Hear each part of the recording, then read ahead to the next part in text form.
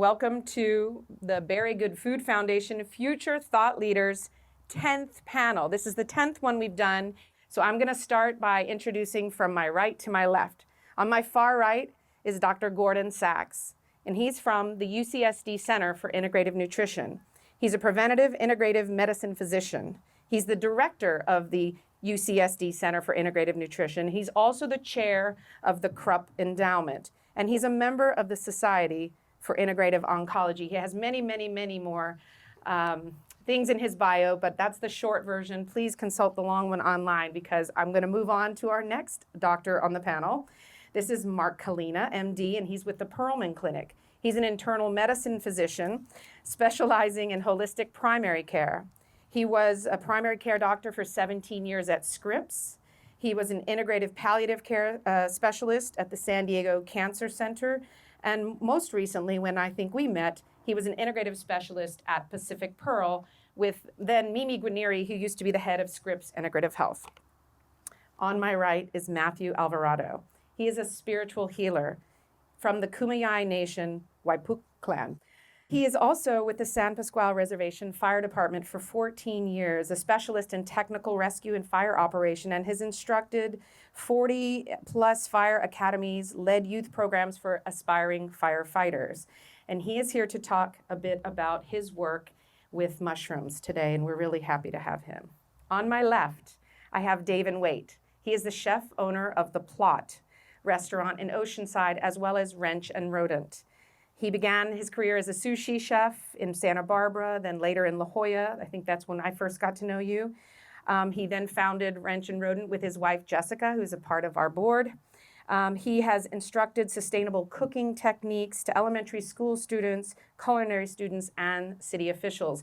He is a zero-waste operation and an impressive chef. He opened The Plot, a plant-based restaurant, in 2020, where mushrooms are very much on the menu, and in fact, not just ones that one typically would think of as culinary mushrooms, but also ones that are more typically thought of as medicinal mushrooms, and yet he has made them quite delightful, and I can attest to that personally. Next, we have Danielle Stevenson. She's an applied mycologist.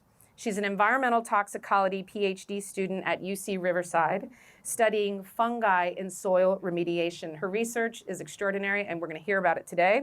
She's also the founder of DIY Fungi, mushroom education, consulting, selling of mushroom cultures. She's the founder and advisor to the Healing City Soils Project, and she is a Future Leaders Fellow with a Foundation for Food and Agriculture. So thank you, Danielle, and very excited to hear your participation today. Next, we have Evo Fidok. He is the farmer and owner-operator at Mindful Mushrooms with over 15 years of farming experience. They currently have direct sales at a number of farmers markets here in the San Diego area and a number of restaurants, including The Plot, Enclave, and Lola 55. And he's currently developing Mindful Substrates, the growing medium for mushrooms, which will be producing a growing medium for wholesale and retail for those who may want to grow mushrooms at home and or as a soil additive for those of us farming otherwise or with gardens. Finally, I have Jan Hall, who is the CEO of Ohm Mushrooms with 30 years of experience in the industry. Ohm is organic mushrooms, USDA certified organic, non-GMO certified. They grow 11 species of mushrooms at their facility. They dehydrate them and make a number of supplements, single mushroom supplements, combined supplements for a number of medicinal and other uses. And I know that David uses some of their products at his restaurant. Others do as well. They're available in the stores, and we've all tried them. So we're so excited to hear from farmers, growers, mycologists, chefs, spiritual leaders, and doctors to talk about the ways in which mushrooms not only are here as a soil regulator, healing the planet, helping plants grow, helping regenerate the soil, as Danielle will talk about. They have, of course, grow in themselves, and we eat them for nutrition and for medicine. And then we will finally also talk about some of the psychedelic mushrooms, including psilocybin, because we can't have a dialogue about mushrooms and not really include the entirety of the spectrum of what we're here to talk about. So very, very excited to have everyone here today. Let's start with Evo. We talked a little bit about what's involved in growing mushrooms, and I don't grow mushrooms, and probably many of our audience don't as well. Tell us about it. It's a complicated process. Yeah, definitely can be. So basically it starts with a culture. So you can grow the culture either in liquid or on a petri dish. And it's basically just the mycelium, which is technically like the root system of the fruiting mushroom. And you take that culture and then you transfer that into a grain, usually, like we use millet.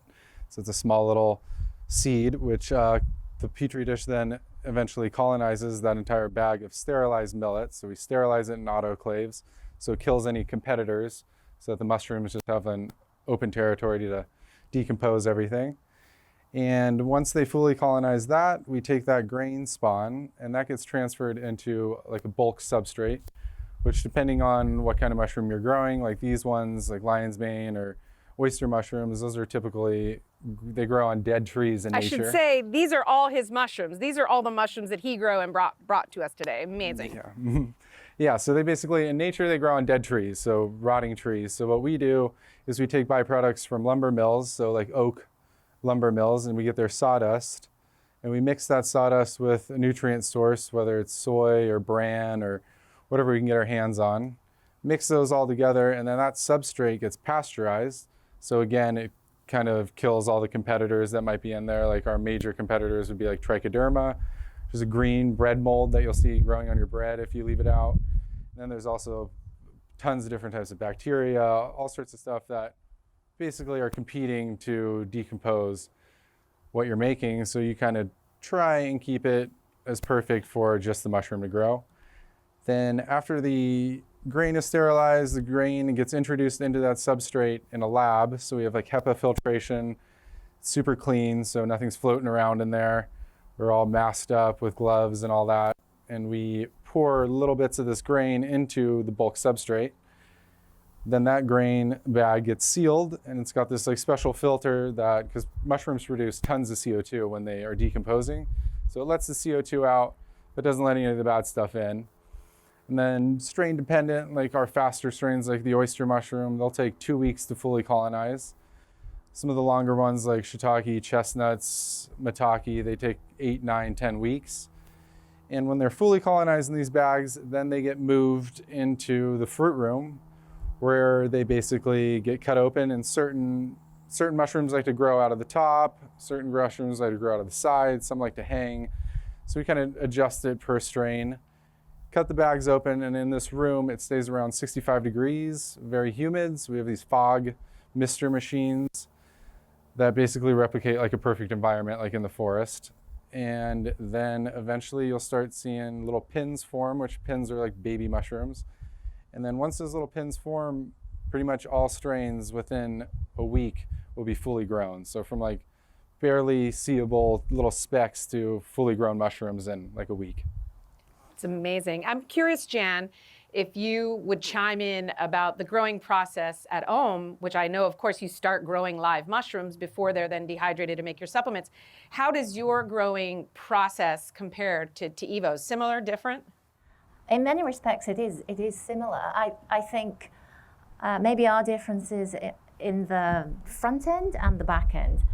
So we actually have some of our own master proprietary strains that were gathered by our co-founders years ago.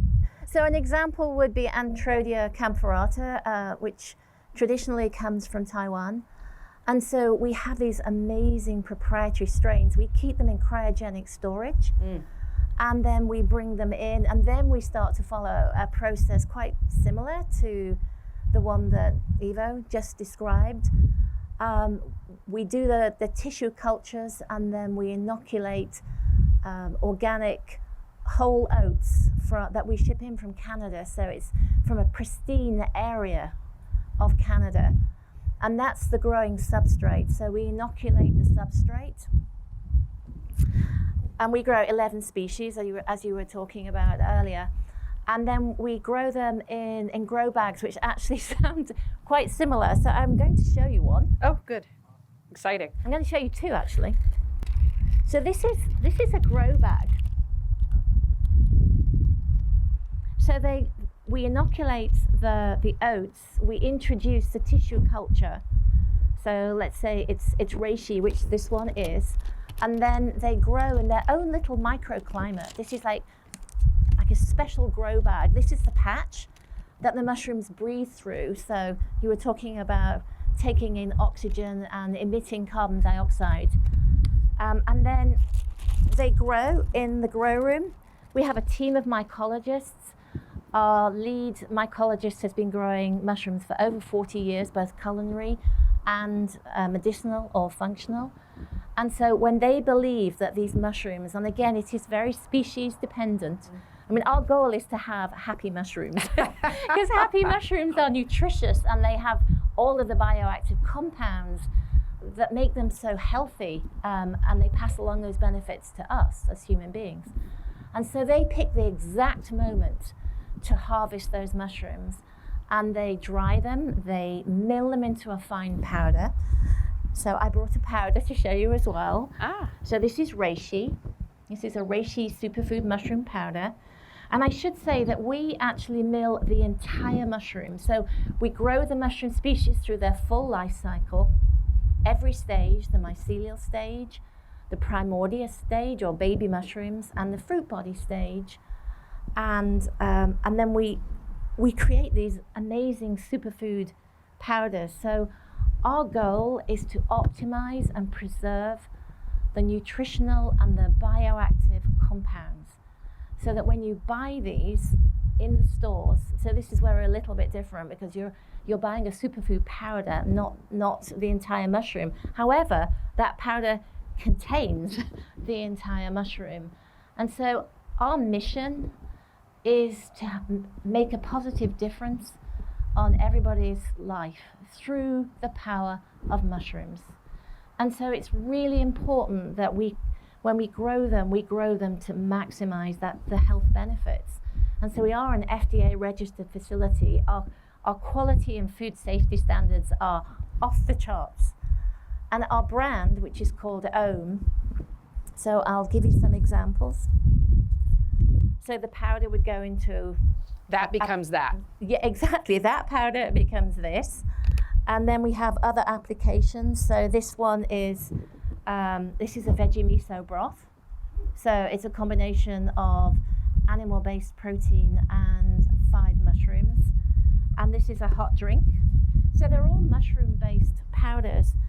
But this is why it's important, because we can talk about this, but if we're not producing products that people want and incorporate into their daily lives, then we've missed it, because we're not touching people's lives. They're not incorporating it into their daily diet. This is a perfect lead-in for you, David, because I know that you, among others in town and around the globe, use fresh mushrooms and some of the powdered supplements in what you create at your restaurants for your clients. So, for example, the first time that I saw lion's mane on the menu, I remember thinking, I have no idea what that is. And I like to think of myself as reasonably well informed. So the thing is, there must be a learning curve, and then getting people to try some of these newer mushrooms, whether fresh or powdered, in the work that you do. How do you bring it forward and get people to give it a bite? Well, it's a similar way of thinking. Whatever entices people to want to try it, make it exciting, make it flavorful, make it an enjoyable experience, and get people excited enough about it to try it. And once people try it, it's kind of hard to go back. But and whether it's funny fish parts or vegan food, it's always, for me, incorporating it back to some sort of comfort food, some sort of childhood nostalgia. The lion's mane mushroom is the crab in the California roll that was up there, and crab cakes at the plot. And it is very meaty. And it's great because it's not just enticing them to try a mushroom that's loaded with nutrients. It's enticing them to try a crab cake that doesn't have any crab in it. So there's multiple things going on, and the two kind of... and a mushroom that most people think of more as medicinal than culinary. I mean, I think that's where the magic for you is that you're getting to, we know what culinary mushrooms are. We've been to the grocery store everyone has seen the white button mushroom that has predominated, but now in most grocery stores we get to see a few more, some better than others. But seeing these otherwise traditional medicinal mushrooms on your menu or being used that way, I think is super exciting. Oh, it's so much fun. And you told me earlier about the journey that you personally had in terms of, for example, going from a traditional energy drink with a lot of, let's say, less desirable ingredients into something that's mushroom-based. So tell me about that. I think this is interesting too. Yeah, I mean, I kind of like the bigger picture is like, business plans, at least in this country, haven't typically, there's a lot of businesses out there that don't really do anything for the health of the end consumer. And we're lucky in our bubble because we're surrounded by people who care. And hopefully that bubble's growing outward. But being able to cook with stuff that, is doing something good for the bodies of the people who are eating it, as opposed to something bad. I mean, it kind of started with the crab cakes. If you eat 3 of the orders of crab cakes, you're gonna feel like you drank an energy drink. And I mean, being a cook, like, we're not the healthiest people a lot of the time. I mean, anybody who wants the details, read Kitchen Confidential. Great book. But no, I definitely was a bit of a caffeine junkie. Probably still am, But with COVID and not much changed for my wife, my partners, my brother, and me. It was just everyone else kind of got a vacation, and it was great because we were stoked just to be in business. And then there was the staff shortage, so it was a good 2-year run of. I mean, it was really cool because I got to get my hands on every aspect of the business, but I burned myself out. And as a chef, you're supposed to be a robot. You're not supposed to admit weakness, and definitely not in front of other people. And like I say, read Kitchen Confidential. But I got to the point with energy drinks where it just didn't do much for me anymore. And I think I'd used up my serotonin, and I'd used up all my adrenaline, and it's like, what's the point of this? And then somebody walks in with the energy powder. Because Om is a company going back in the past, like down to the fish joint days. Tara and friend Tony, Tara works for Om, and we kind of been able to see this cool idea that became Om get started and take a few twists and turns, and all of a sudden it's almost like now the whole world kind of knows how cool Om is, and it was always in our backyard. So Tony brings these things by to try. And, I'm trying to quit energy drinks, and I'm bummed, like I'm trying to get through the day. And this little packet of mushroom powder shows up. And, I haven't had any energy drinks in a while. And the other health aspects are great too, because, crashing is definitely not fun. Right, you don't get the Yeah. crash, with the energy you get from the mushrooms. A lot more even keel. Mm-hmm. And I noticed that you had some of the chaga-based coffee drinks, and some people are having pure chaga-only drinks, and sometimes it's chaga with a shot of caffeine, and there's no judgment either way. But I think this is kind of a good thing. You're getting, in addition to that energy jolt that many of us still want from caffeine, we're getting the additional one that comes from some of these great mushrooms, and you're getting sort of a smoother ride, unlike the energy drink with its sugar and sort of up and down, and it doesn't really give you the 18 hours that you need for your average workday. It's just crazy how well the human body works when you just give it what it needs. Wow, it's so simple, isn't it? Well, so I want to pop back for a second to Danielle, because you too began your journey in this work as a mushroom farmer, and that brought you into the bigger projects that you're working on now. So I want to hear you talk about that a little bit, from a farming to start, and then even into what you're doing now. Sure. So yeah, I started out as a farmer, like a veggie grower, and involved in a lot of urban farming. And that's how I learned that soil is degraded. We have a major problem. Most of the soil that we need to grow our food, that farmers need, is degraded, and is, it's like 60 or 90% or something of soil globally is degraded. So I became aware of this issue as I was getting involved in agriculture. I also became aware that degraded soils can contain contaminants like different metals and other types of contaminants that can impact our health if we're eating food that's grown in these contaminated soils. So I thought, what can we do about this? And that question, what can we do about soil to improve soil health, to reverse soil degradation, led me to fungi. I did not know anything about fungi. 12 years ago, I started learning and just I learned that to work with fungi to clean up and restore soil, you have to know how they live. And so I started learning about fungal ecology, and I started growing a lot of mycelium. And my life kind of switched to being this person that basically is spreading mycelium everywhere. Spawning. Yeah. And so for those of you who may not be familiar, I'd love to take a little journey. I mean, a lot of the living parts of fungi, so the mycelium that Evo mentioned, are out of sight. So we don't know about them and the essential roles they play. So if you can just imagine, like beneath your feet right now is probably, hopefully, a web of fungal mycelium connecting all the plants on the farm and the trees. Those ones are called mycorrhizal. So myco, fungal, rhizal related to roots. And you may have heard of like the wood wide web and these notions of mother trees and these networks of fungi that are communicating between plants.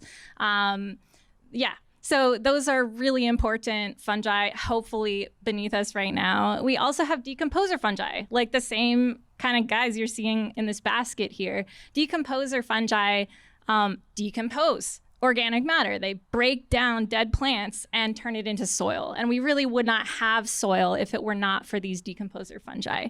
There's so many other fungi that all work together. I mean, in nature, every organism's life creates food and habitat for another organism's life. And so really my work and my research today and over the last decade or so has been about basically allying with these fungi, these different types of fungi, and trying to relink cycles so that we are, for instance, growing protein-rich food and medicine on safe waste, solving two problems there. And you mean substrate in that waste you're talking about? Yes, Okay, absolutely. so explain substrate, what that means for, what is substrate? Substrate We is didn't get there. is the food for the mushroom you're trying to grow. The mushroom is just the fruit body.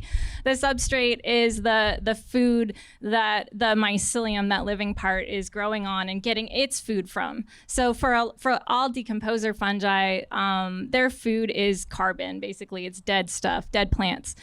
So that means that we can use everything from spent coffee grounds to, sawdust from the lumber industry, from agricultural waste, like, corn stalks, to grow food, to grow these mushrooms. And then the best part is you can then apply that mycelium once the blocks have stopped fruiting. We can then apply that mycelium to degraded soil, and these decomposers will go to work on organic contaminants like diesel. They'll go to work and build really healthy soil and help restore soil. Well, so that's a good point. Not only are they taking contaminants out of the soil in that instance, or in some instances, you said, I think, lead, sort of kind of grabbing it so that it stays out of the water system, but they can also help regenerate soil, increase the organic content, so that for those folks at home with a garden or farmers generally, they're increasing, the capacity of that soil to grow, like adding compost. That's essentially the same concept. Yeah. Which is brilliant. Yeah, it increases the capacity of the soil to hold moisture. I'm working on a number of projects in California right now, working with fungal mycelium to help prevent toxic, like metal contaminated ash from all the wildfires from getting into watersheds. I'm working because the mushrooms grab them. Yeah, well, that same web that we're talking about, it has passageways that are finer, smaller than anything a human can produce. So it's essentially a giant filter in the soil that can basically grab on to metals and whether it's living or dead and block them from running off into streams. The other thing too is that the mycorrhizal fungi I mentioned that connect with plants and help them grow also play really neat roles. Part of my research in LA, where there's a lot of contaminated sites, you may know. Let's not pick on LA. That's probably true of every major city, right? Every urban area. It's true everywhere. It's an uncomfortable reality to face, but for me, it's very inspiring that we can ally with life. We can work with fungi and plants and other organisms to help clean up soil and protect human health as well, and sort of support the regeneration of ecosystems. I just have to say that listening to you talk reminds me that mushrooms are indeed magic. And so they do so many great things on planet Earth for the ground, for the plants, the communication, the filtering, the cleaning. And I love that you talked about increasing carbon content, because we all know that if we increase, the sort of viability of the soil, that it sequesters more carbon from the atmosphere as well, which can, of course, help deal with another growing problem that we're all aware of, which is too much carbon up there. We need less there and more here. So because it's a good thing underground, not so great in the sky, as we all have come to understand. That is very exciting stuff. Now, I want to go over to our doctors for a second, because we've heard a lot about a couple different mushrooms, how they grow, and there's been some hints at the ways in which these mushrooms are good for our health. So I'd like to hear from, how about you, Dr. Sachs? You want to begin and tell us what you know about some of the mushrooms, culinary, medicinal, or otherwise, and what they do for the health, and then we'll get into your special project. But first, I just want to hear about what you can tell us about some of the mushrooms we've talked about today. Sure. Well, I find this discussion fascinating on so many levels, and I come at it more from the medical side, although I'm keenly aware of the importance. I loved what you said about allying ourselves with another life on this planet, and we have co-evolved with mushrooms over many millions of years, so they are our natural partner. Allies. Our allies. And for those who subscribe to the theory of evolution, it's held, and not everyone does, but it's held that we evolved. If we go back maybe 600 million years, we evolved from fungi. So interestingly, the same things that prey on us, bacteria, viruses, other microbes, even certain fungi themselves have been attacked even longer than we have by these predators. And so they've evolved amazing defenses. And when we take mushrooms in, we have receptors on our immune cells. They can help to activate and modulate our immune systems to behave more effectively, and as a result have antiviral, antimicrobial, antibacterial effects. Think of penicillin. Where does it come from? So, but the applications go way beyond that. Over 30 years ago, I had the misfortune of having an eye disease, juvenile glaucoma, that unfortunately, before I could get eye surgery for it, really had a bad impact on my sight. Although this eye still sees pretty well. But one of the problems with having eye surgery in that condition is many years later, you can develop a cataract. And fortunately, over 30 years have gone by, and I haven't had, until recently, a problem with that. Now, several years ago, I noticed, this was developing, and was thinking about, well, maybe I should just have eye surgery and remove that. But in my case, having prior eye surgery, it's not so simple. And I thought, well, maybe there's a non-surgical way to approach this. And so I delved into the literature, and I discovered an article that had come out from researchers in China who had studied a group of children in China where the children, but not their parents, developed cataracts. The kids were 4 or 5 years old, but oddly, their parents didn't get cataracts the way they did. What's going on? The children and the parents were genetically sequenced, and the children, but not the parents, lacked the ability to make a key enzyme called lanosterol synthase needed for the production of lanosterol, which is important for the health of the eyes. And I then the researchers who did this then took lenostrol and applied it to lens specimens from humans who had their cataract removed. And when they applied it, the cross-linked fibers that made up the cataract started to uncross-link. And then they gave it an eye drop of lenostrol to animals, like dogs. And they noticed over a number of weeks, they were starting to melt away their cataracts.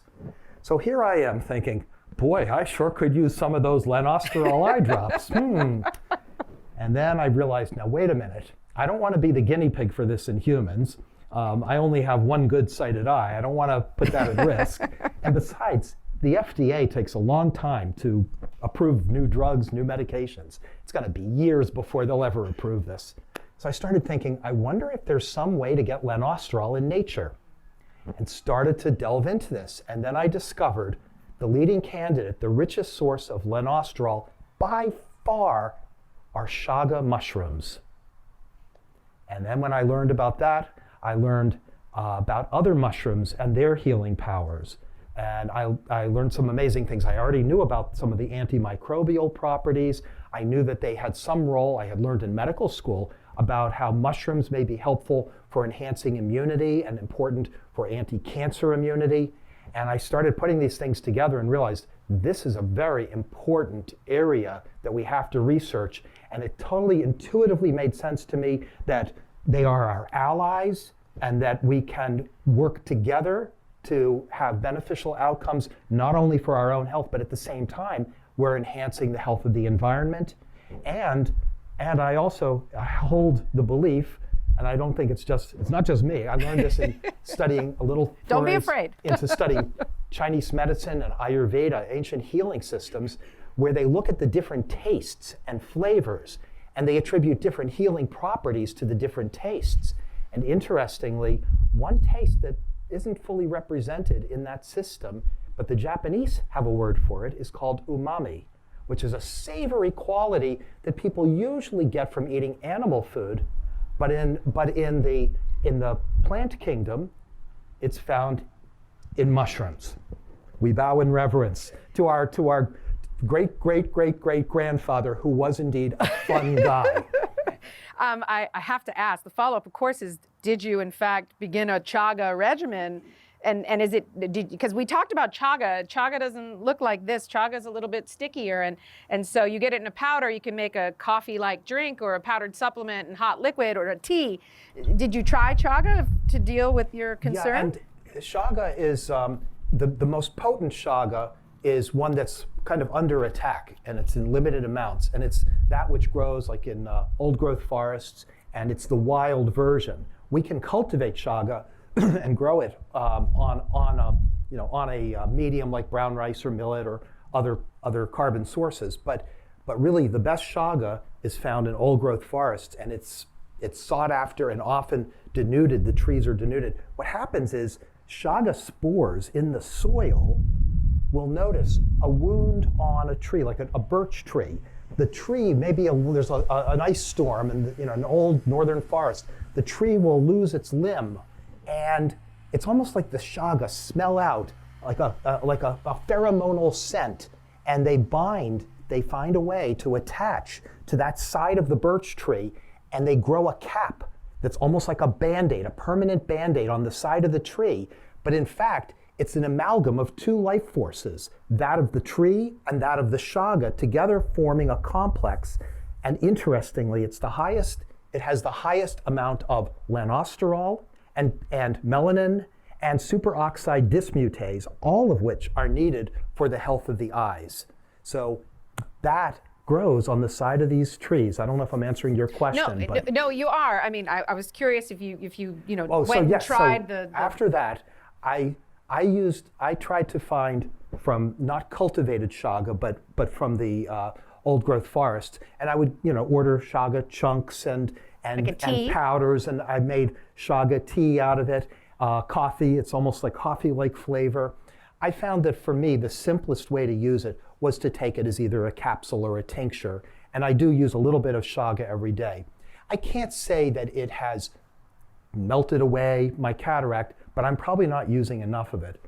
But it's been relatively stable for a number of years, and I would love to be able to do a study we're using like an eye drop and also ingesting it. And by the way, some of these factors do cross the blood aqueous barrier and get into the eye. I would love to be able to do a study on that and really check that out. Now I have two follow-ups that actually to other panelists on what you said. Because we talked about chagas and birch trees and how they're actually parasitic and yet they're not harmful in the way that one might think with parasite. And then I want to ask you, because I have a feeling you have some thoughts on the way that you grow them when you grow them as well. And you grow chagas. No, you, okay. First you as to the birch trees and the parasitic nature. I'm curious about this. This is really fascinating. Sure. Well, fungi are fascinating. They really evade categorization. So what I mean is that fungi will change. There's four main sort of categories of fungi by ecological role. So there's the decomposers, the mycorrhizal fungi, the parasitic fungi, and the endophytes, inside phyte plant. They grow inside of plants. Parasites are really interesting because, I mean, some really powerful medicinal fungi like cordyceps, right? Y'all know the one that takes over the brains of insects and makes them act all weird and crawl up high, and then the mushroom fruits out of their brain and spreads spores, and then we eat it. It's like a very powerful medicine. So that's a parasite. You could consider chaga a parasite as well, but really parasites play really important ecological roles. If we zoom out, right, they help maintain balance. Every time a tree is felled in a forest, soil can be created. There's habitat for, woodpeckers and owls to burrow and all sorts of other life. So, I think parasites are often maligned, but if we zoom out, they play really important roles. And just again on that, the fungi defying categorization. I mean, I've been learning lately that there's like decomposer fungi. So fungi that typically would grow on, like leaf litter or a dead tree or something that totally cycle through different categories. They'll at some stage be a parasite where they're growing on a living tree. They want to eat it, so they'll take it down eventually. Then they're in the soil. They'll fruit a mushroom, throw spores to get back up in the tree, and then crawl inside and live in the leaves of the tree as endophytes, not causing harm, but actually existing in an exchange. Like they get room and board in exchange for helping the plant photosynthesize. So I could go on about how amazing fungi are in helping bring balance into ecosystems and just really defying categorization. But specifically with the chaga mushrooms and the birch trees, which seems parasitic and latch on the way you said. And what has happened is because of the popularity of the mushroom, there's been a lot of harvesting in the wild. And actually, as you said, it's sort of a Band-Aid. When those are harvested in that way, sometimes it creates potential harm for the tree. So there is sort of a positive and negative in that. And that's something that we talked about in terms of the relationship between that mushroom and that tree in the wild. So that's a different thing. But I want to ask you, now that we heard about what he just said about the difference between cultivated, or naturally occurring on birch trees or otherwise, and those might be cultivated. Do you know anything about that differentiation, and is there a way that you deal with that in the way that you and your mycologist team grows them? Absolutely. One thing I didn't mention before was in our growing process, the reason that we choose whole oats is because they contain the husk. And so it makes the mushrooms work really hard. It's like attaching to the birch trees. So what we do is try to mimic the natural growing conditions as you would see it in nature. And so chaga is absolutely chock full of antioxidants. It's well known for it. And so the chaga that we produce is the same, and it contains the whole mushroom. So we don't try and extract and isolate to one particular ingredient because we actually think we can't do better than Mother Nature. and we don't even understand at this point the kind of synergies of the entire mushroom. And that's a really important point. So, and the reason potentially that chaga is so useful is because it prevents the production of harmful cytokines, which is a trigger for inflammation. And inflammation in the human body it destroys. And so it works again with your body in introducing these antioxidants into your diet, and then they go to work. So it sounds to me that if you're going to do this study that you want to do, that maybe what you can do is have both the naturally occurring and the ones that are grown and try them both out for the study and see. I mean, right? You know, that might be exciting stuff. I think that you raise a really important point that we really have to find ways to grow these, to cultivate these, because there's such a small amount in the old growth forest, and we have to respect that and leave that be as much as possible.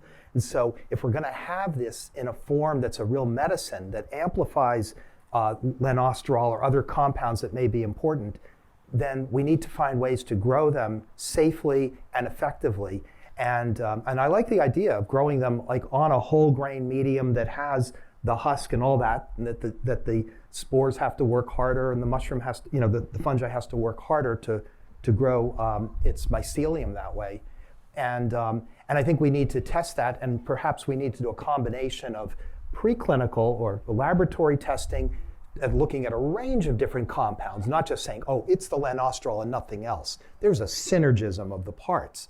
But I think we also then need to test it out in trials of studies of disease. Conditions. One point I wanted to make, this is my last thing here, and that is... No, I've got a follow-up for you, so go ahead. And that is that I don't think of chaga as a parasite.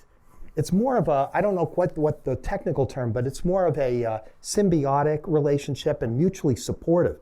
Remember that the chaga is helping the tree out by forming a band-aid to help this tree to stay alive, and then the tree is providing certain nutrients that help support that phase of the life cycle of the chaga. So it's a win-win. So it's a yin-yang, less parasitic. All right, we're happy parasitic relationship. Not all parasites are bad, as we've heard. And before we get into the magic mushrooms that I know a lot of you want to hear us talk about today, I want to ask you about the research that you're currently working on with mushrooms and COVID vaccine, because this is incredible, it's current, and very exciting stuff. I'm trained as an epidemiologist as well as medicine. And so when things were happening in Wuhan toward the very end of 2019 and the beginning of 2020, as soon as I heard that it had gotten out of Wuhan and that for Chinese New Year, people were leaving Wuhan on trains to the countryside, it hit me like a ton of bricks, like, oh my God, this thing is out of control and borders will not stop it. And I realized this is going to be a pandemic. And it was really maybe a month later before the dimensions of that struck the national media out here, and we had our first cases leaking into the United States, but the handwriting was on the wall. And so when that happened, I started thinking about there's got to be a natural way to approach this that we could help contribute. And of course, mushrooms were at the top of the list. We held a conference at UC San Diego. We had partners from all across the University of California system that have integrative medicine research programs. So we had UC Irvine, UCLA, UC San Francisco, UC Davis. We had all of the different centers come together and share research. An outgrowth of that conference, which was at the beginning of February of 2020, the last time we were all together in person before almost today, was that we agreed we wanted to do collaborative research across the University of California system and share and pool our resources in the area of integrative medicine. And of course, COVID was on everybody's lips at that time.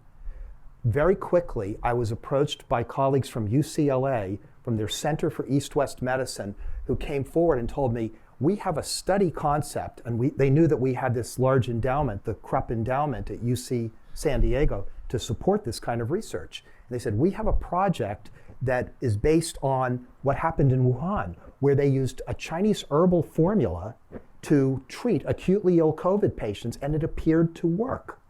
And of course, Chinese medicine is much more, and herbal medicine is much more widely accepted and immediately available in Wuhan than in the US. But we realized for this to be accepted in the United States, to find out if it even works, we need to do rigorous clinical trials on it. And so we decided to partner across the campuses and do a study where we looked at the Chinese herbal and also something that I was cooking up, which was on the use of medicinal mushrooms.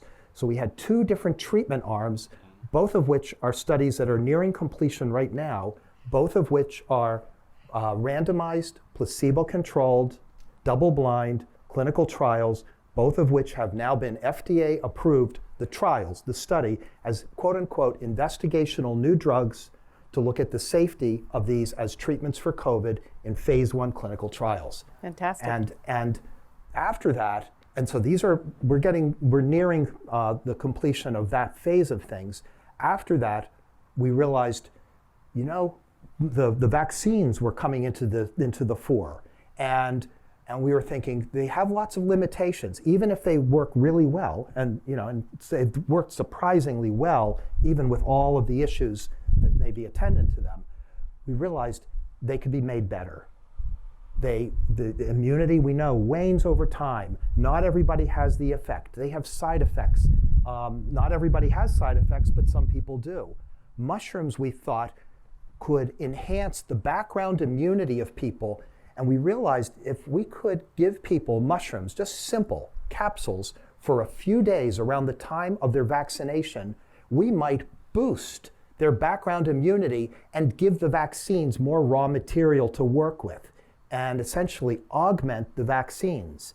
And so we Increase efficacy. Increase the number of antibodies, which is a marker for how likely it is to prevent people from getting infected or getting life-threatening infections. We were looking at, can we increase that? Can we prevent the decline, the waning of immunity over time so they last longer? Can we reduce the side effects? And can we increase the kinds of immunological responses that occur not just to antibodies, but to a range of different immune cells so that it increases the diversity of the response against the COVID virion or against virally infected cells in the body? So we have 2 randomized trials now in this. One is nearing or just about completed, which is looking at people newly vaccinated. And we're launching right now a 4th study to look at people who are getting the booster. Question, can we boost the booster? And if this works out, and we don't know, it's a study, it may not, we do not know yet. But we know they're magic. We know that already. And we know that they're immune enhancing, and we strongly suspect they're safe. Yeah. So if it pans out that they really have these effects, this is something that could be used with potentially any COVID vaccine. The mRNA, other kinds, AstraZeneca, whichever ones, Sinopharm. Also, this is something that could be used for future vaccines for other conditions. It could be used to augment vaccines used not just for current infectious diseases, the next pandemic, for vaccines used in cancer treatment, vaccines used to treat autoimmune disease. And this is something because mushrooms are dirt cheap. They can be grown anywhere, basically, where there's water, anywhere on planet Earth. Not so easy, as we've heard from our farmers. But a little bit hard. way easier than making an mRNA vaccine by Okay, orders fair of enough. magnitude, and far less costly. Can be done in my garage, unlike the vaccine. I got And you. so if we can unleash this, help unleash this, this is something that could be global in impact. Or just prophylactically for increased, immune boosting for the entire population, regardless of which vaccine or treatment we're talking about. No? And Michelle, the side benefit is it increases awareness and use of mushrooms, which we think then will help the mission of helping it for soil reclamation, for restoration, for climate change, for all the other critical needs that it can serve. Well, that was a beautiful way to wrap it up. And now I'm going to turn to my 2 folks on my right who we haven't heard from yet.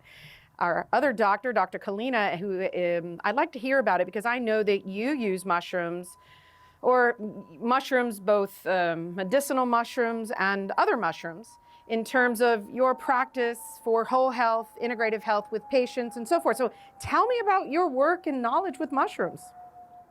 Wow.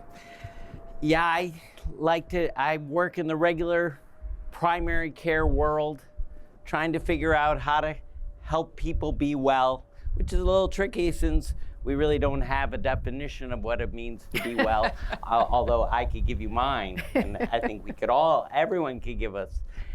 But so people come in and they have regular things. They have, at the end, or more seriously, they have cancer, or they have heart disease, and this audience, we get COVID, or I've had COVID twice actually, so I've learned a lot about it by personal experience.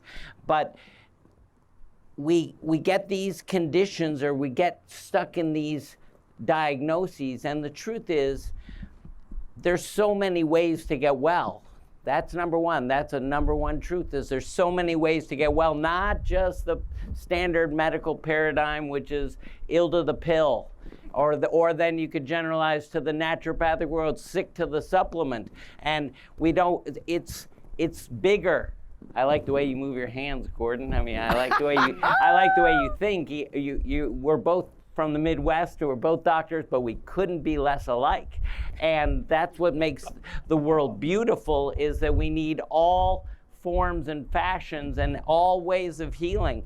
And the truth is, disease is reversible in almost all situations. And of course, I'm also an end-of-life doctor, and I do know that people die, and we can help them do that even better. And actually, mushrooms, I could just say a story of a magic mushroom. I had a lady, a wonderful woman who When you lived, say magic mushroom, you mean psilocybin? yeah, I'm talking hallucinating and having an experience. So, right, I am not the doctor to talk about food, although I've worked at places where we talked about food way more than I could even imagine. But I believe in experience and the beauty and the magic of life. And so this woman, wonderful lady who'd had cancer 3 times, this was her 3rd time, and she was so scared to die. She was gonna die. She was riddled with cancer, but she was going out in not a good way, because fear is not the way to go out. Everything in life is, can we go toward love? Can we go toward connection? Can we go toward oneness? Or are we going to be over here in separation and fear? And so she had this experience. She went and had a magic mushroom experience, and I feel proud that I was able to tell her where to go. I don't know the dosing. But there are people. There are shamans. There are wonderful people that are healers, and she had that experience. She did mushroom. She had a wonderful experience, and then she had a wonderful end of life. And it wasn't just wonderful for her, it was wonderful for her family, her kids, and her husband. And death is not bad, sickness is not bad, but it's changing our perspective.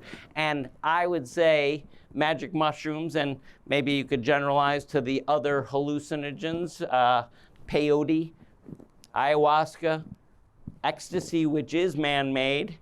These are moments in life where people can learn, we can grow, we can expand beyond the limits of thinking about just this as a bag of bones and something that we got to go to war with, and connect to it, love it, embrace it, and get well. And if it's not our time to get well, then pass well. But anyway, in my experience, and it's not that I do this all the time, I work at a regular clinic, and this isn't what I always talk about, but it's important for this audience. I mean, this is young people. The world is getting better. This is proof. The world is improving, and it's been broken. The medical world's broken, where Gordon and I come from, and and we want to heal too. And this is part of the way to heal, to go forward, to expand, to grow. There's so much opportunity for healing everywhere, every day, every person next to you, and within yourself. So, yeah. This is what I've learned. I have to say, we've done 10 of these panels. We started with water and plants and meat and the impact, environmental impact of our food choices. And lastly, we did food as health. But our very last panel was on marijuana. And just like with marijuana, and everyone is very familiar now with CBDs, and we can buy it everywhere, at every grocery store. Heck, you can buy it at the convenience store. But there's less knowledge about THC and the more psychoactive sort of properties of the plant, and there's more stigma attached to it. I think such is also true with mushrooms. We understand they taste good, they're good for us, they have protein, they have these additional nutritional components. Now we understand they can address certain specific medicinal problems as well, they're immune boosters, et cetera, et cetera.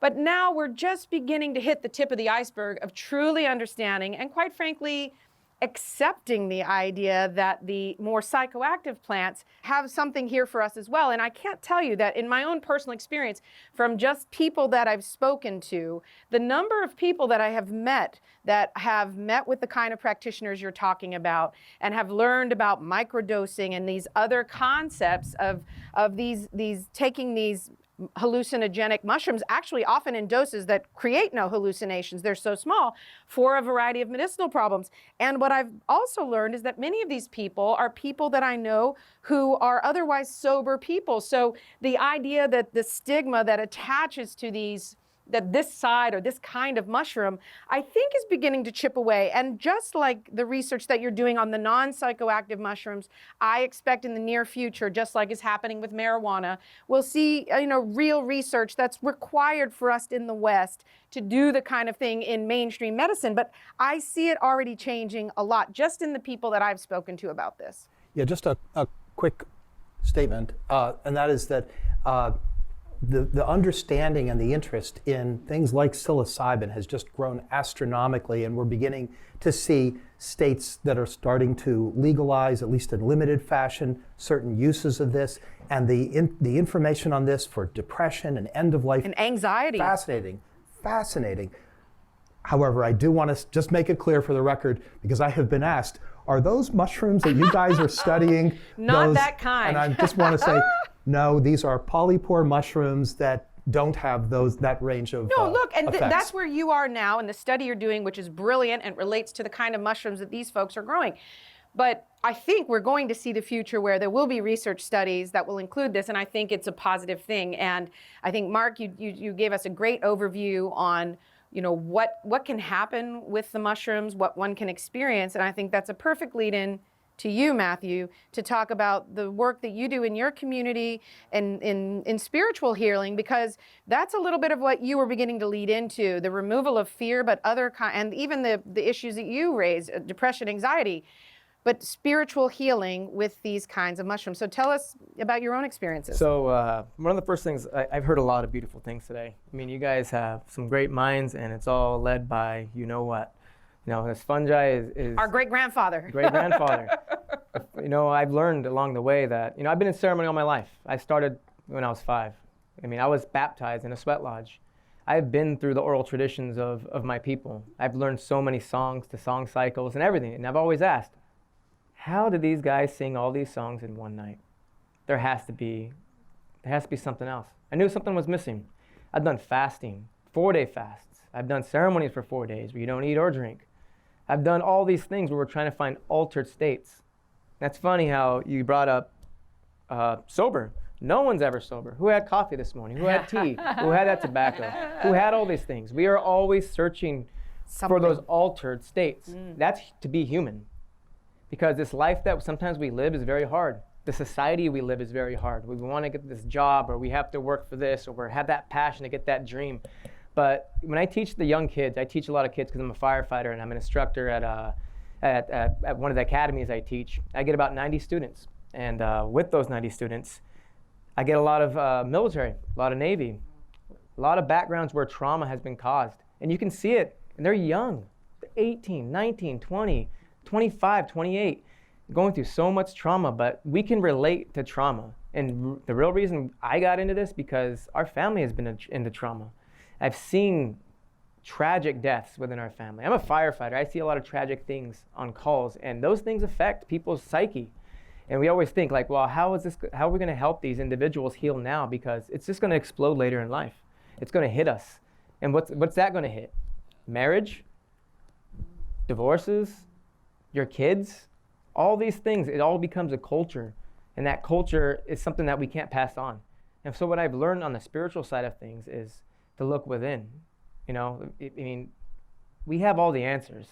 The fungi, like I can tell you every single thing that I could have done in some of these ceremonies, but I don't need to.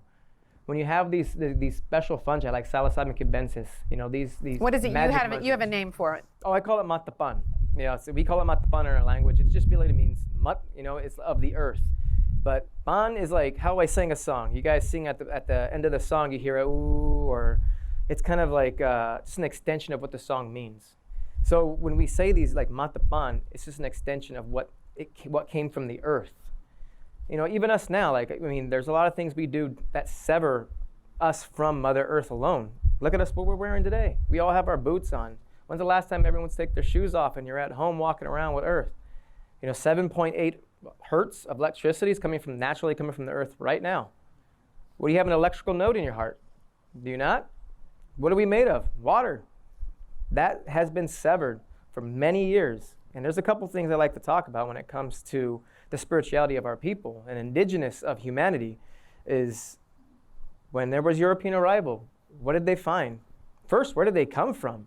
They came from a place of great growth and evolved states, right?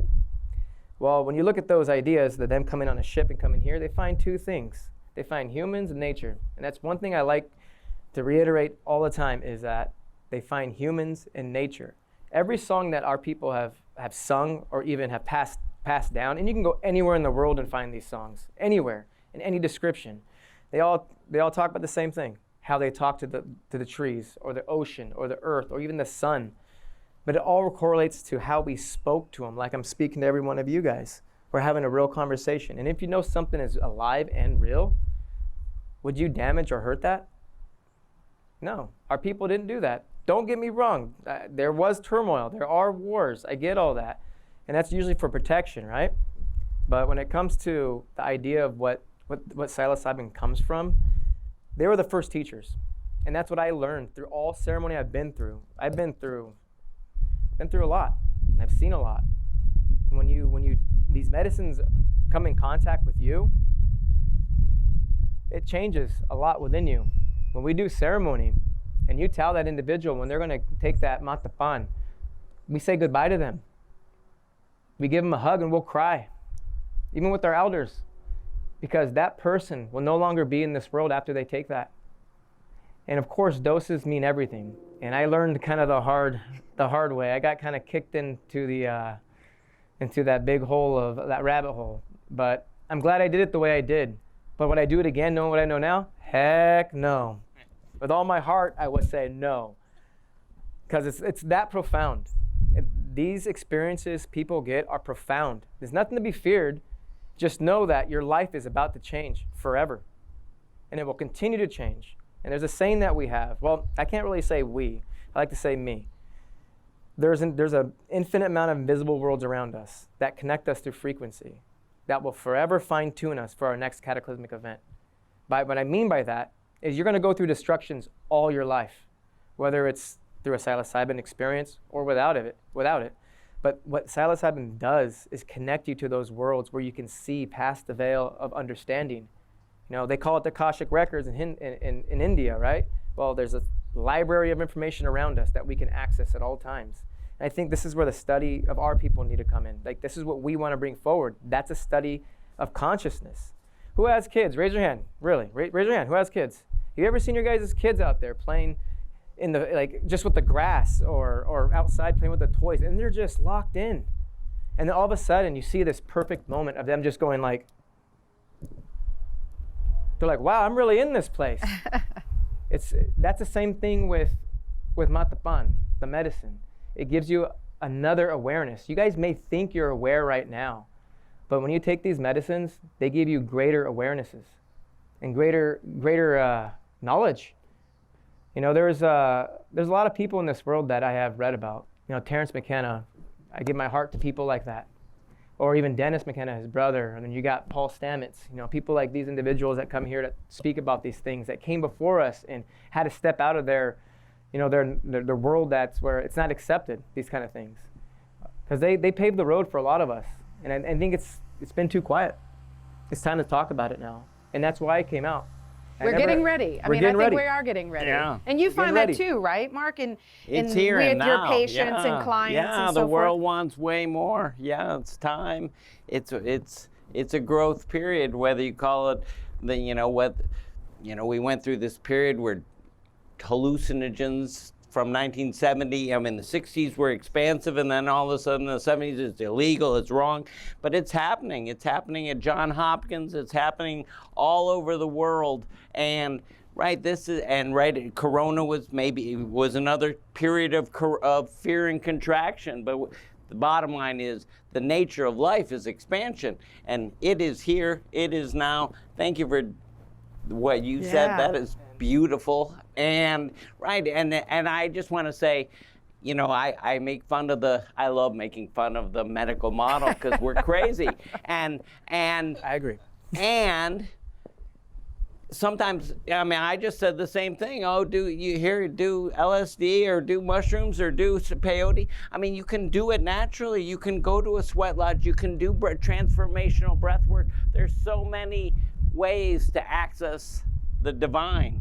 And let's get out of our heads, into our bodies, into this cosmos, and let's enjoy this ride. Well, and I was just thinking about what you said, that where COVID was profound on all of us in so many ways. And there's a great quote that says, right after the plague came the Renaissance. And I do think that certainly with respect to traditional healing, plant-based healing, traditional medicine, traditional spiritual practices, we are seeing a bit of a renaissance of these kinds of ideas. And I think, I won't be quite so hard on the medical establishment. I'm not part of it. You get to do that because you're a part of it. It has its place. It does great things, and it's just a different model. We research. We have very firm, strict research, and then we say something has efficacy. It's just a different process. Whereas we know from Asian medicine, traditional medicine, and lots of cultures around the world who have been using plant-based medicines and others for a long time, they already know that which we will then use research to prove, and that's okay. Both of these systems have value, and it's just good that we're now opening up a little bit more to the traditional, and I think it's a wonderful thing. I feel like, okay, we moved over to this side for a while. Anybody over here on this side have anything they want to add to where we are? Jan? So I think what strikes me as I'm listening to everybody's insights is that we're only one part of all of this. And so we can try and plan it, through our filters, but that is so limited. And to work in synergy and in harmony with all of the planet, that's how it was meant to be, right? We're all dependent on each other and on other entities. And we have to live here. Right, but it goes wrong when we try to pass it through our filter and think that's the way the world is. If we could just recognize that we're a tiny part of a holistic ecosystem, and we could respect all of those entities, we would be in a better place. Mm-hmm. The idea that we don't live in a bubble, we're part of an integrated system, absolutely. We've got one planet to live on, at least for now. And before we destroy this one in search of others, we ought to just spend a little time paying attention to our connections with it. Did anyone else over here? Evo, please. Yeah, from a cultivation standpoint, like let's say with psilocybin and stuff like that, what I've noticed with the cannabis industry is it was kind of a money grab, right? When it got legalized, huge corporations trying to grow, produce as much cannabis as they can to the consumer, which ended with California, increasing massive amounts of taxes on the final product, which harms the farmer mainly. The farmer, by the end of it, is paying 70% in taxes. So it's very difficult for these smaller guys to continue to do what they're doing. And with psilocybin, there are steps that you need to take in order to grow them yourself, but it's something you can do in your closet.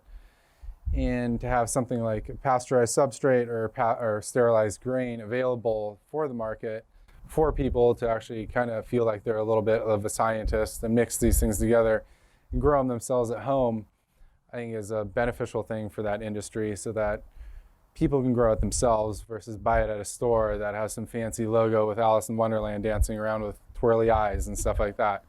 And I mean, I've taken my share of mushrooms, and what I've always noticed is growing them yourselves and taking them, that effect that it has on you is a much more positive effect than just buying some shrooms off some guy on the side of the street. You know, I yeah. have to say that I was in Mexico recently, and at this farmer's market in Mexico City, but it's made of only items from 100 miles, so it's very organic, started by a couple of chefs. And there's a woman there from Oaxaca, and next to the camote, chayote, and chile was a stash of psilocybin mushrooms. And being from here, I was sort of like, oh my goodness. But it is sort of very normal. It's an agricultural product. She's probably grabbing these, growing in the wild, maybe growing herself. In these mountains, they grow wild in Puebla and Oaxaca and so on. And it's such a normal, to see it in a farmer's market, that's where eventually, hopefully, legally and otherwise we'll end up, because it's certainly not more harmful than plenty of things on the market that are legal. And so, baby steps. I do agree with you that a kind of a populist approach is a good one. And that's certainly been true in marijuana. With full legality did come the money grab. You're not wrong. But also came the ability for people to grow their own. And I think a lot of people, a lot of farmers, and a lot of home gardeners are doing that themselves, and probably feel similarly about that for themselves as well. And the same thing with cannabis when it comes to about cannabis, the same thing with our people. Like, when you guys use cannabis, understand at high doses, those are hallucinogenic. You can see things, you can go through stuff. It's just not just this fungi. Like we're talking about peyote or mescaline. That's my Apache or ayahuasca, side. he said or too. Ayahuasca. Yeah. The down in South America area. But understand, look at where South America and where those megalithic buildings that have been built, the pyramids and everything. What's heavily there? What was found at those markets? These are altered states of consciousness that are making these people build these things. It just comes up with more culture. They come up with their own songs. The thing is, you're not going to find anything over there that's not within you already when you guys cross that veil at all. It is just a catalyst to open up the floodgates for you to bring out your gift, because every single person here is unique. Every single person here has gifts to bring right now in this time. Don't wait for it. I'm not saying go take your psilocybin cubensis dose or anything like that. Understand that everything that you guys are searching for is not out there. It's in your universe. It's within you. So when you guys go, any Christians here, the kingdom of heaven is found within you, right? That's a profound statement. Quite literally, this is what they were trying to tell you. Everything you need to know about yourself first is within you. Start meditating. Start taking care of yourselves in your mind, because you know who's watching? Our future. The reason I'm doing this is because the next 7 generations are going to see this. They're going to want to know where it started. They're going to know how we're going to do it, where we're going to go with it. What's the curriculum? Is there a curriculum? How do we do ceremony? All that has been eradicated a long, long time ago. But guess who were the first teachers? It wasn't a human. It was all our medicine. And that's one thing that's lost. But it's going to be found, and it's coming back. Our medicine has taught pretty much everything what we are. And I think we're at the precipice right now. We're about to see change. I think that's fantastic. And I also want to, give people some point of references. First of all, I think you said it, and I think it bears repeating. No one here is saying, go out and find the guy on the street with the psilocybin. No, in fact, if this is something that occurs to you as part of a journey, talk to your doctor, a doctor like Dr. Kalina. Find a shaman. Find someone who is experienced with these products before you go out and venture on your own. And I want to add to that is, if you guys find a doctor in the medical field that speak like these gentlemen, they're gems. Just tell you that right now, because these things aren't supposed to be talked about. You know what I mean? Look at what schedule they are. Our own medicine has been scheduled for no medicinal value. Just think about that for a second. Our people have been doing this since the archaic times. It's there. The answers are always within the medicine. Like we said, don't go and take it. We're not trying to say that, hey, this is the only answer at all. Always try to heal yourself first with good food. Try to, before you guys go to any other type of medicine, are you eating right? Are you guys eating everything with pesticides? Are you eating everything natural or organic? Start there first.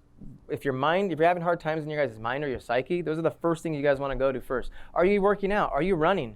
Are you keeping your guys' body and your blood flowing? I started doing yoga with my wife, thank God, for the last 3 years. I hated it. It hurt. Everything hurt. I was like, how is this supposed to make me feel better? She over there has her leg back here and she's grabbing it. She's like, you'll understand one day. I'm like, no, I probably won't. But I can tell you one thing right now, though. That blood flow is needed.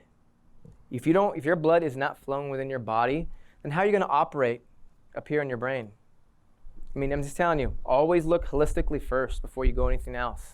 And then if you want to learn about mushrooms of every kind, the culinary, the medicinal, the other, there's a great website. Mushroomreferences.com. Well, that's pretty So it easy. has Mushroomreferences.com. peer-reviewed scientific articles on a large array of medicinal polypore mushrooms, their basic science and clinical effects.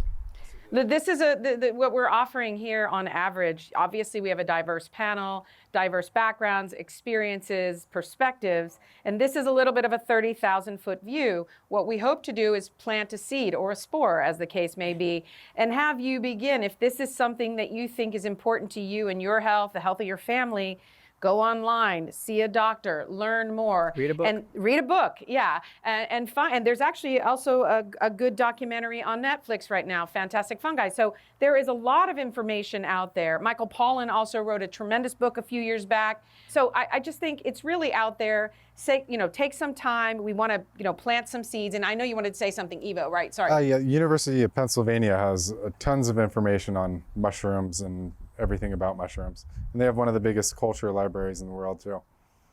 They've also done a lot of research. UPenn has done a lot of research. A lot of research, yeah. And that's one thing I want to add. By the way, if you guys are going to get into reading about any of this, any of these items that we're talking about today, please do your research. Research, and read. Read people's experiences. Read about how shamans do things, where they are, where they're cultivated, all these things. There's a lot of books I've read. If you guys want to read a great one by Terence McKenna, Food of the Gods. It's a great one. The Invisible Landscapes. There are many books out there. These people are amazing, and they're geniuses. The last note I would say, the medicine, if you're in a search for this, the medicine will find you. That's how it always is. It will find you. If this is for you. And understand it's not like any roller coaster in your life. This is life altering. That's all I have. And on that note, we're going to end the formal panel. And we're going to end, and thank you again for joining us for Future Thought Leaders with the Very Good Food Foundation. Thank you all.